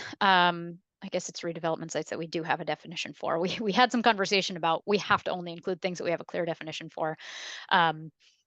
So no expansion of existing structures, new construction or any other construction has to be limited to the existing footprint and unelevated according to whatever the flood zone is. Reducing impervious surfaces or creating compensable storage, and elevation of existing seawalls or placement of fill is allowed with certain conditions in these areas. Otherwise, I think we did not allow for them. Then also there's an enforcement provision for segmenting a project, trying to keep people from segmenting so that they avoid the rules. Rebuilding after required demolition, restoring ground level in an elevated building. So this is enforcement of if you do these things, what the enforcement is, if you did something that you weren't allowed to do, and then allowing dislodged stairs, decks, etc., to damage wetland resources. So those last three things, or all of those, if you do those, there are enforcement provisions for those things built in. So that's the general idea of what we have in the land subject to coastal storm flowage regulations. That's very similar to DEP, but just goes a little bit beyond. And then within the zoning regulations, there are some similarities and there are some differences. Again, we've set it up the same way. So we have provisions that apply everywhere, and then we go from our highest hazard zones to our lowest hazard zones. So provisions that apply to the whole district. So same thing, same concept, no retaining walls, fences, or other structures that might redirect floodwaters without a special permit. We went back and forth a lot. I will say I don't like special permits, but the way that zoning works, special permits may be the best way to do this. Building height, again, measured from design flood elevation that we already talked about today. This is to maybe make Paul's life easier, hopefully not more difficult. Something that happens a lot is with that substantial improvement or substantial damage, you can use the assessed value to determine the value of the structure, but people can also get an appraisal, which comes in higher. So and a lot of building commissioners tear their hair out with dealing with these different sources of building values. So we're recommending everybody, level playing field for everybody, use the assessed value, not the appraised value. And then also looking at cumulative data for substantial improvement and damage designations. Chatham already does cumulative. Chatham looks at 5 years of substantial improvement. So that's one way to avoid the whole segmentation thing. Bourne does 2 years. There was some concern whether this would be a conflict with the building code, but our attorney thinks that it will not because one, other towns have done it, and two, the purpose is a little bit different than the purpose of the building code. But we did have that discussion because we can't have a stricter building code at the local level than at the state in Massachusetts. We also have in there that historic structures must attempt full compliance, and only when that historic designation is precluded may that exemption be pursued. So we put that in there to really clarify that for historic structures.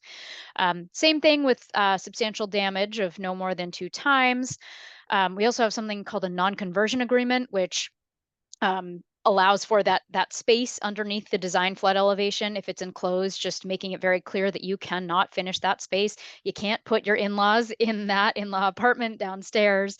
It cannot be refinished, and the homeowner signs it and the contractor signs it. So they are very aware of the fact that they can't do it and why.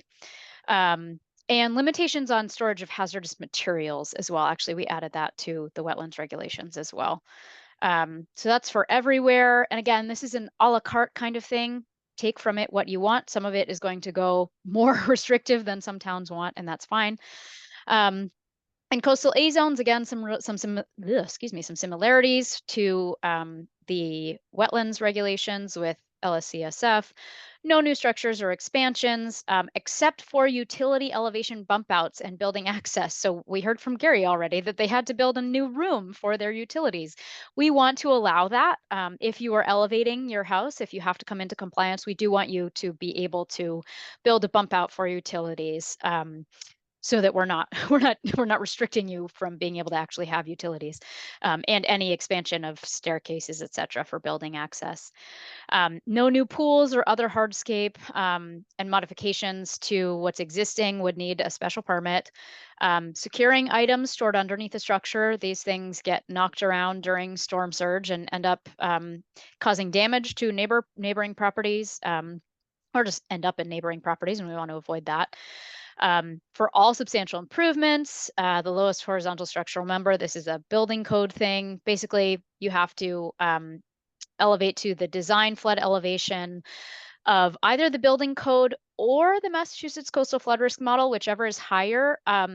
That should be in DEP as well. We just had the opportunity to spend a bit more time with this, I think, than DEP did.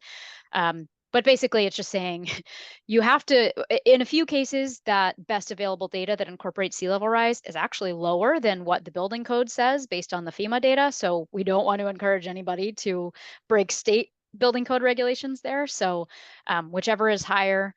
And then also accessory structures, so sheds and things, can't exceed 120 square feet and must be anchored and elevated. And so what's new there is the size of the accessory structure, and that which 120 square feet is a standard shed size. And then they have to be anchored and elevated. They're actually, to an extent, supposed to be doing that now, but that has not been anywhere in our regulations. Nobody's enforcing that. Nobody's doing that. So this just makes that clearer. Almost done. In A zones, there is an option for no new structures. We had a lot of discussion about this. And again, this is however you want to do it. If you want to prohibit new construction in your floodplain, you can do that. And we've got language in there for that. You don't have to. You could also restrict things like no new residential structures, which is what Chatham does, but allow for commercial structures, things like that. We also have an option for no expansions except for those utility elevations. Special permit for specific actions that the towns might actually want to allow, such as outdoor landscape features. And then same thing with elevation that we talked about. Basically, you just have to meet that design flood elevation. And then this is also specific for our building commissioners that have run into this in several places.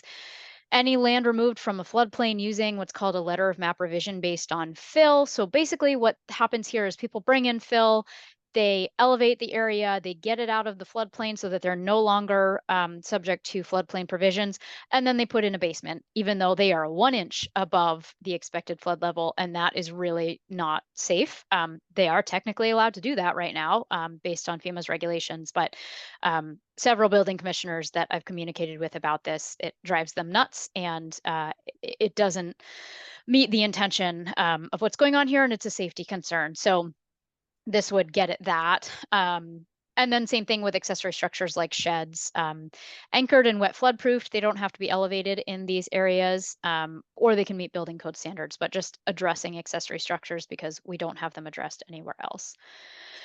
Finally, in the coastal resilience zones, we propose, so again, this area that goes beyond the FEMA floodplain, mimicking the wetlands bylaw that says using the best available data for figuring out the extent of that. Elevate structures to the design flood elevation that is determined by that best available data. So we're using the Massachusetts Coastal Flood Risk Model. And we're not proposing any restrictions on new development or expansions. It's really just saying that structures in that area should be elevated. Okay, with that, next is, I'll just advance here. Next is a discussion of the proposed changes that you all have talked about, and I've made comments on those. And we can talk about those, but before we dive into that, I want to see if there are any questions on that whole bunch of overwhelming information that I just shared with you.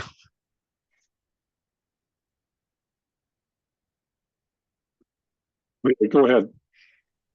Shannon, I'm just curious, what towns have adopted this model bylaw? None. Or parts of it. Okay. So we just released it in July. So we are at the end of this week, we're having our first meeting with Eastham We've talked to Brewster about it. Chatham's very interested in it. Chatham already has some pretty restrictive stuff in their floodplain, so it's oddly enough probably going to be easiest in Chatham.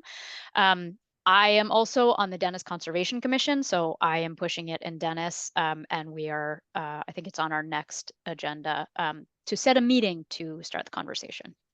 Okay. And so just hypothetically, if Nantucket wanted to adopt this or part of this, are you available to help with Yes. doing that? Yep. Okay.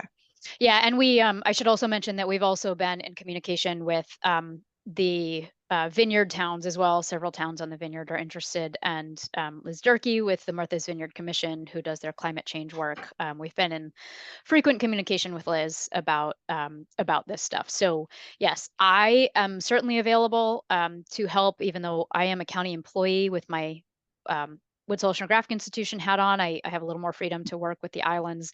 And Heather McElroy with the Cape Cod Commission, who also worked very closely and spent a lot of time on thinking through these.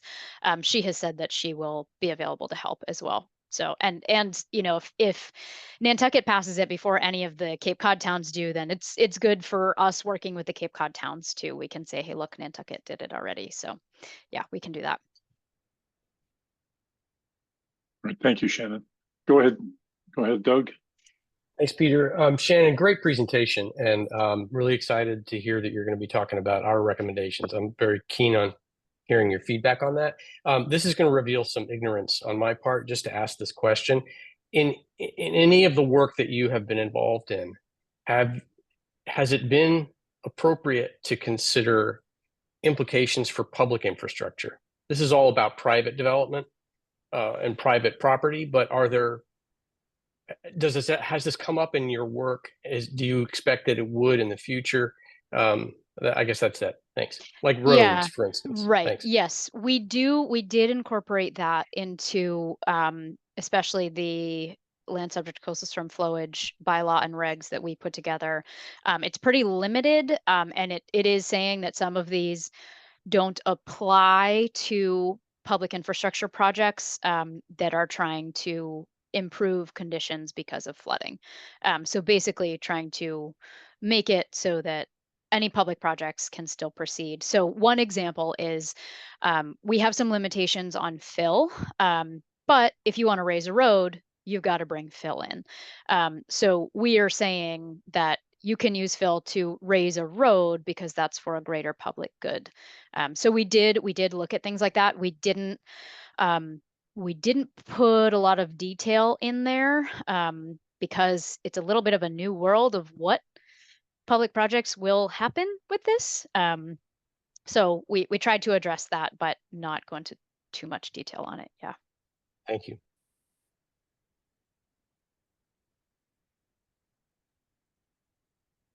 Gary, go ahead. Thanks, Peter. Shannon, just a comment.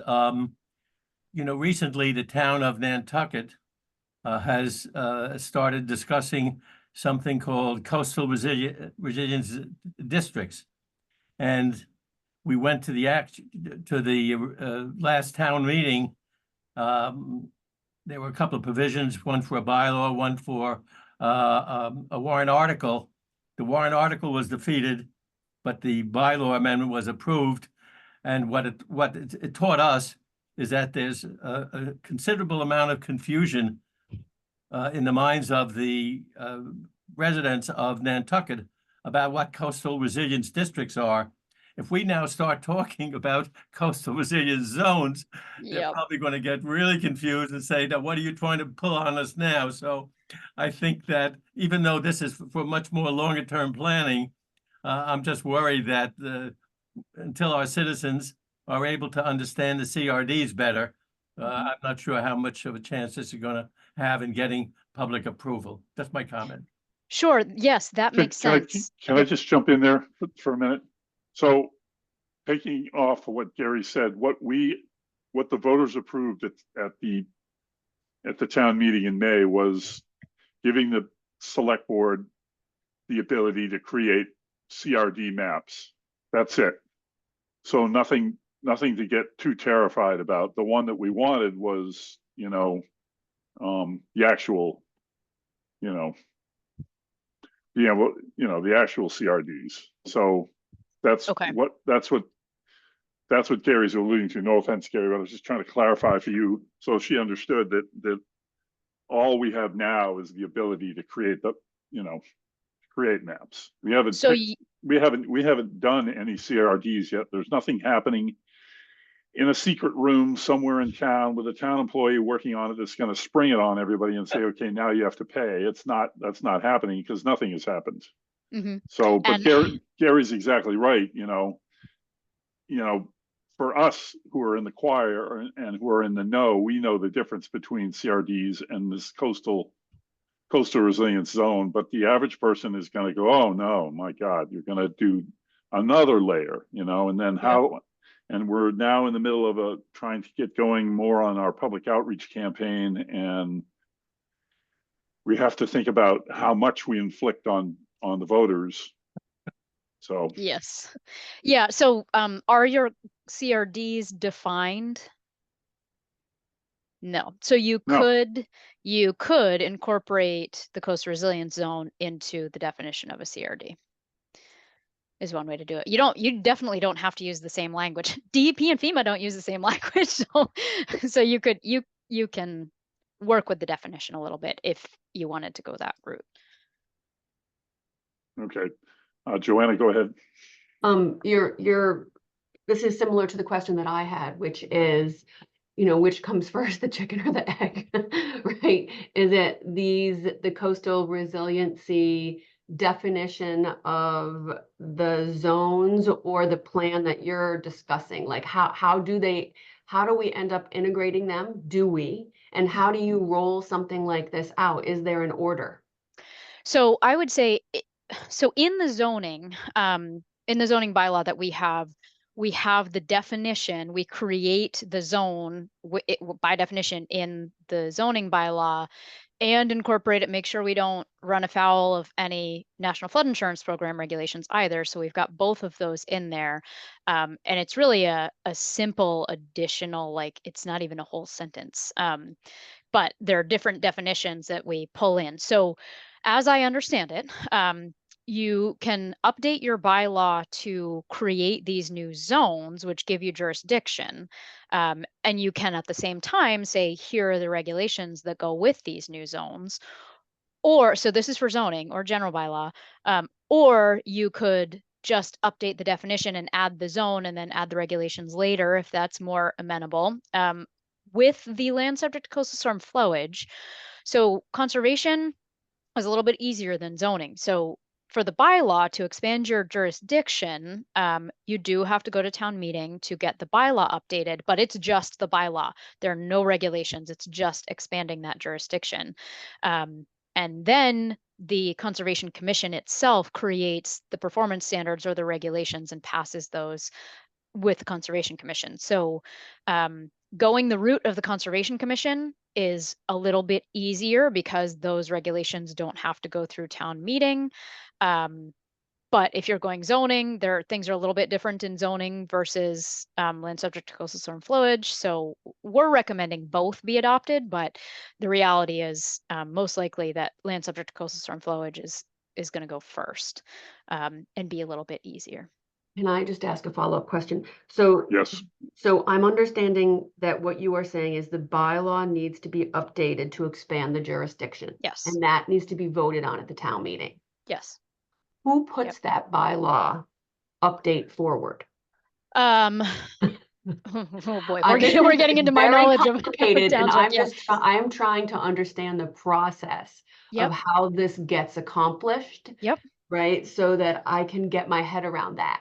Yeah. So my understanding, other town staff, feel free to jump in and correct me, is that the town staff work with the appropriate boards to figure out what they might want to put forward, and then town staff would have a warrant article that they've worked on with whoever they need to work on it with, and put that into the warrant, and that it's the appropriate town staff person who's responsible for that. If there are other town staff people who know more about this, I don't work for a town, so jump in.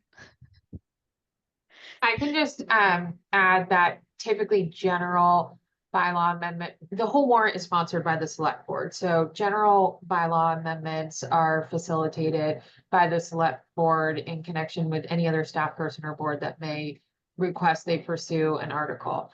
Zoning changes are, technically sponsored by the select board, but are facilitated by the planning board and planning staff. So I hope that helps to clarify. And I can also say, a lot of the concepts for spring town meeting are kind of in their fully developed conceptual stages. So it may be a little bit late to introduce new concepts, specifically speaking to zoning at the spring town meeting. Thank you. That is great. Yeah. Megan, what is your title there? Oh, so I am the senior planner. Okay. And I agree that it takes a while. I mean, every town that I've worked with on these, especially almost every town on the Cape except for Falmouth has adopted the model 2020 floodplain bylaw that's required. And they wanted to do that first, again, because it's mandatory. And then they're starting to look at these higher standards. And it usually took about a year from when I started working with them on it, because then it just takes so long to get things onto the warrant and you have to do it so far in advance of town meeting. So yeah, I would agree with Megan that realistically next fall is the earliest that any of this could really happen. Okay, thank you, Shannon. And go ahead, Leslie. I would just say that I concur with Megan. We would be looking at, the 2026 annual town meeting probably for that. And we're happy to, work with Shannon or Leah or whoever on your team to go over any concepts that we should incorporate, or possibly moving the FEMA stuff out of the zoning and into the general bylaw, or, whatever steps need to be taken. Great. Do you only have one town meeting a year? You don't have special town meetings? We have special town meetings when it's warranted. So we had town meeting in May, our annual, and then on September 17th this year, we had a special town meeting. Okay. So lately it seems like you can count on a special town meeting happening, but yeah, we do have special town meeting. Okay. So that might be an option, but I'm getting the idea that staff would prefer to put it on a spring town meeting. Okay. Sometimes a special town meeting can be a good thing when there's a major issue, because it doesn't get lost in everybody coming in to go for one thing and then we lose everybody. You get people concentrated on just the 10 or 15 articles that are on that special town meeting. So maybe that's a better way for us to go. Worth discussion anyway. Yep. Okay, I am now going to share my screen and go over what you all have put together. And then I'll just have one final very quick slide at the end. All right. And Shannon, we've got until, well, we have infinity, but we've got 16 minutes before the meeting is officially over. And then that depends on who can stay. And we're all insanely busy, as we know. So we have just a little bit of business at the end, which will take just 2 or 3 minutes. But so go ahead and I'll just keep an eye on the time. Okay. Yep. All right. Can you all see? I think that's your desktop view. It's my desktop view. Well, that's not helpful. Oh yeah. Okay, I'm trying to show you my a Word document here. Yes, we can see it. It's just quite small. Yeah, I'm gonna see if I can. All right, I think that's about as big as I can go. All right. So I sent this to Leah as well. So if you want to think about it a little bit more, you can do that. You will have that from Leah now. So if I didn't have any specific comments or I agreed with it, I didn't make a comment. But I did make some comments on some specific things. So one here is, so updating your flood hazard overlay district and expanding it basically to include geography that incorporates future flooding. That's exactly what we've done with the Massachusetts Coastal Flood Risk Model, and that we've already got the language to incorporate. So I recommend looking at the language that we put together to do that. Here, so incorporating a requirement that project proponents subject to town approvals must demonstrate how their building and site plan will manage the floodplain elevation, including wave action with sea level rise, 2070 to or 2100, depending on the type and anticipated life of the structure.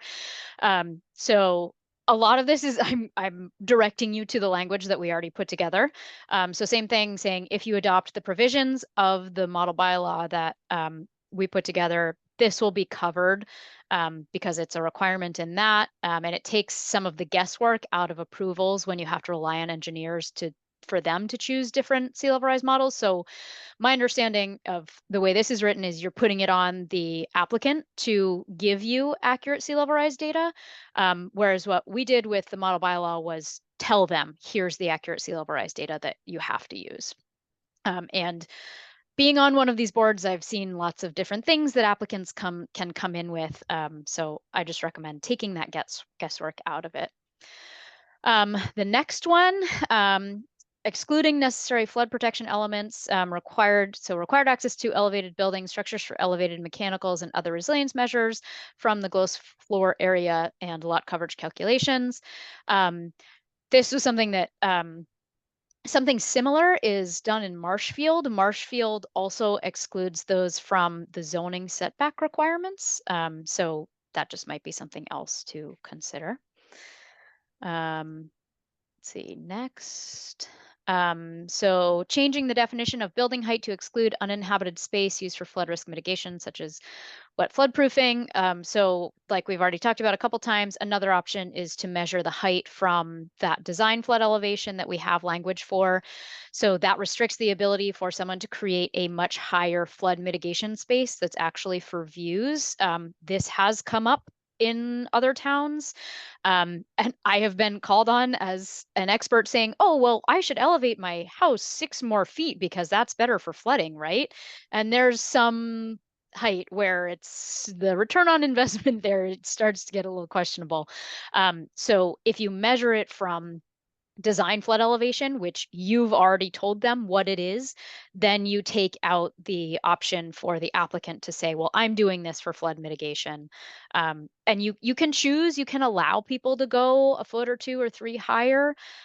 You can choose that if you want to, but it just takes the guesswork out of it. And you don't get into those arguments about what the applicant is saying is correct versus what is already incorporated into what you've done. Okay, next one is disallowing or imposing special permit restrictions on essential or critical facilities and high-risk structures such as hospitals, schools, assisted living facilities, and town administrative offices in areas subject to the 1% annual chance flood with sea level rise expected as soon as 2070 or 2100, depending on the type and anticipated life of the structure. So if you are allowing those critical facilities in flood-prone areas, then I recommend using the design flood elevation from either the adjacent 0.2% chance zone, which is on the FEMA map, but they don't always actually have an elevation associated with them, so that's not always going to work. Or this is getting really nitty gritty, but it's really important, the maximum wave crest from the Massachusetts coastal flood risk model, or the best available flood model. And in my comment here, I say this does require that someone understands these nuances. It is really in the weeds. I'd be happy to work with staff to explain that more. Basically, the way the Massachusetts coastal flood risk model was created is it was created for the Department of Transportation, and it was created more for these kind of critical facilities. It's a bridge has to withstand the biggest possible storm and the biggest possible wave. But for residential purposes, we need the most likely high wave, not the biggest possible. So we adapted the Massachusetts coastal flood risk model to be the most likely wave rather than the biggest possible. And it's possible to do that. It just takes somebody who understands the nuances. I had to watch a 2-hour training twice to make sure I fully understood it. So we can definitely work with you on figuring those out. But there is some other data available. So there's a lot of things that you guys have already kind of thought about the concepts of, and I'm just proposing ways to actually make it happen. The next one is establishing the recommended design flood elevation based on sea level rise. and using that as above the minimum elevations required by the building code, and that the design flood elevation would represent the new minimum for the lowest occupiable floor and critical systems for residential uses or flood proofing for non-residential. Again, recommend using the language from the bylaw because we've already incorporated that. Oh, good. And I did. All right. So I did put in a note here about how our attorney framed that this is not a conflict with the building code.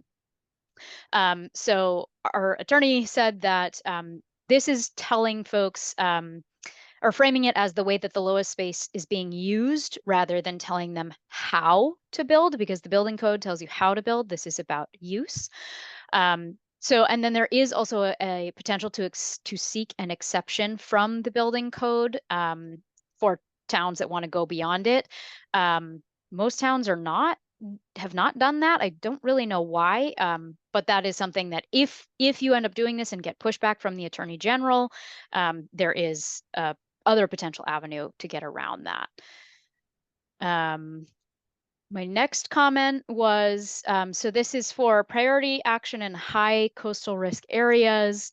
You've got a bunch of things in here, but one is imposing reporting requirements that the property is located in an area of high coastal risk and that residential retreat is likely in the future.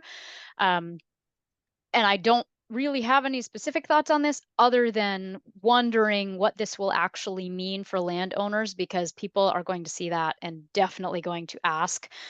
So that might be something to, if you haven't already, put more thought into. Exploring the designation of districts of critical planning concern, that it has been used on the Cape and Martha's Vineyard. I recommend talking to Cape Cod Commission staff about this and whether it would still be useful if the bylaws are successful, because it might be redundant. And Cape Cod Commission staff know more about DCPCs than I do, so that's why I recommend talking to them. And then just a few other suggestions. Oh, whoops. You also recommend joining the community rating system. That's what my final slide is on. My position was actually created to manage the community rating system for all of our towns on Cape Cod. For those that don't know, the CRS is a program within the National Flood Insurance Program. And when towns opt into it, basically folks get discounts on flood insurance premiums in exchange for actions that go above and beyond the minimums and improve flood resiliency and safety. I am very familiar with the program, and I can't do quite the level of hands-on that I do for towns here on the Cape, but I can definitely help you get into this. It's a conversation that I've had with various Nantucket staff over the last 10 years, and it just never quite gets going, but it's definitely something that we can chat about. The next one, let's see, the hold harmless agreement. This was the one question that Leah asked me that I could not answer. I don't know of any communities that have done it, but I really like it. I would include that maintenance and continuation of utilities is not guaranteed if you do go that route. And they might be kind of similar to non-conversion agreements that I talked about in zoning. But not sure. I'm just not sure. That it requires a little more thought. Creating the zoning overlay district, again, recommend using the bylaw language that we've already done. Creating incentives. The only incentives that I'm aware of are waiving fees. The town of Hull waived fees to encourage more flood protection, or the ability to increase density elsewhere, basically transfer density. Or transfer of development rights. I'd love to hear other ideas. This is something that I've also would like to see, but have just not quite been able to figure out how to do it. And then finally, updating the definitions of your flood hazard overlay district. I just want to highlight that you have to be very careful to not run afoul of the National Flood Insurance Program when you do that. And we have language for that in our bylaw as well. So with that, those are my comments. That was really fast, but again, the document's available with my comments that Leah has. I know we have 5 or fewer minutes left. Thank you very much, Shannon. An awesome presentation.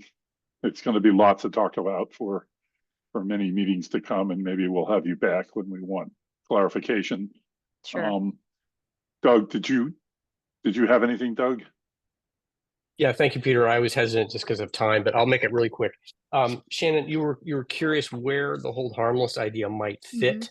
And it just came to mind to me on that first page, 9D, where you were talking about we were talking about, or Arcadis was talking about, imposing reporting requirements that the property is located in an area of high coastal risk and the residential retreat is likely in the future.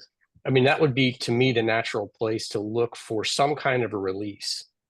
It's not reporting. It's, okay, you understand this as the buyer or the developer. These are the risks that you're taking on, and you're going to hold harmless the municipality. Does that make sense?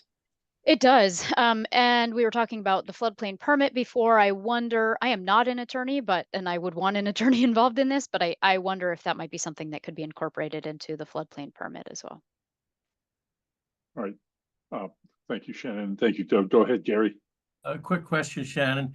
Is the time running for Nantucket to update the, according to the Massachusetts, the floodplain law?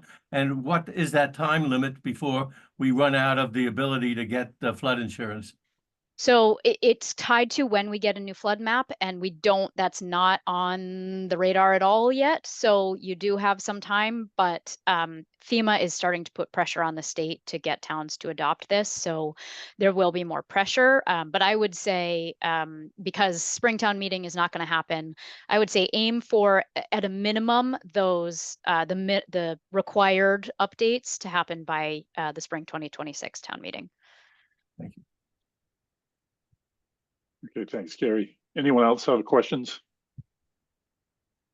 Oh, go ahead, Leah. I just wanted to say, because I know that the planning staff, this is probably the first time that they've seen this kind of draft suggestion list. Most of it comes from the town's coastal resilience plan, and then the bottom couple are just from lots of other meetings we've had, speaking to other people and generating these ideas. So these are all draft. They're not finalized or anything like that, but the intention is to create this list, and then while working with planning staff, planning board, NPEDC, then seeing which ones could be able to move forward. So I just wanted to clarify that. Okay, thank you, Leah. Thank you again, Shannon. You'll be hearing from us for sure. I look forward to it. Okay. New Business Committee and Natural Resources Department reports from Planning Board, Conservation Commission, Harbor and Shellfish Advisory Board, Select Board, Advisory Committee of Non-Voting Taxpayers, and other committee members. Do we have any reports? Go ahead, Gary. I just have one comment. I want to thank Sarah for that terrific article she wrote about crack that appeared in one of those island newspapers a few weeks ago when I was on island. It was a great description of what crack does and who belongs to it, stuff like that. And I just want to say kudos to Sarah for doing such a great explanation of what we're all about. Thank you, Sarah. Definitely. Thank you, Gary. Sarah? I just want to thank Gary for that comment. Actually, Leah helped a lot with comments about what crack does and how, the kind of future of crack. So if you haven't seen it, it was in yesterday's Island, and it came out in I think sometime in October, maybe the end of September. And it's out because of their publication schedule. It's out for a while. So we have it digitally, so we could share it if we wanted to on the social media page, but also it's in the physical yesterday's Island copy that you can get for free anywhere, especially Stop and Shop. Please share. Great. Thank you, Sarah. Okay. Discussion of upcoming meeting dates and topics. Next meeting is November 12th, 2024 on Zoom. If we got nothing else, if we have nothing else, we have a license to go outside and enjoy the day. So I'll take a motion to adjourn. So moved. Second. Okay, we have a motion and a second. All those in favor, Gary Beller, Aye. Doug Rose, Aye. Sarah Boyce, Aye. Jen Carberg, Aye. Tim Brain, Aye. Christy Kickham, Aye. and I think we lost Rachel, so the chair votes aye. We are all set. Thank you, everybody. Thank you, It was Shannon. Great. Thank you, Shannon. Thank you, Shannon. Yeah, that was Yeah, great. thank you, Shannon. Fantastic.